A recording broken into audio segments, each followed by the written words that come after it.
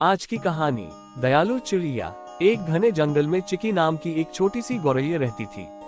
चिकी अपनी खुशमिजाज प्रकृति और दूसरों की मदद करने की आदत के लिए जानी जाती थी। उसे उड़ना, चहकना और जंगल के सभी जानवरों से दोस्ती करना बहुत पसंद था। एक सर्द सुबह जब चिकी खाना ढूंढ रही थी, उसने देखा कि एक तितली जमीन पर पड़ी है। तितली का एक पंख टूट गया था और वह उड़ नहीं पा रही थी। तितली को इस हाल में देखकर चिकी को बहुत दुख हुआ। उसने कोमलता से कहा, चिंता मत करो तितली, मैं तुम्हारी मदद करूंगी।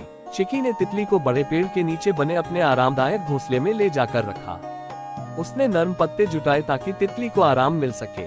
फिर वह चारों ओर उड़कर छोटे छोटे फूल खोजकर तितली को खिलाने लगी। दिन बीतते गए और तितली धीरे धीरे ठीक होने लगी। चिकी तितली के साथ रही, उसे मजेदार कहानियां सुनाती और उसका ख्याल रखती।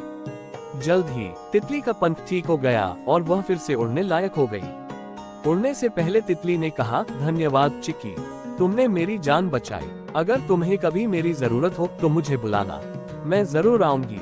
चिकी मुस्कुराए और चहचहाते हुए बोली, तुम्हारी मदद करके मुझे खुशी हुई।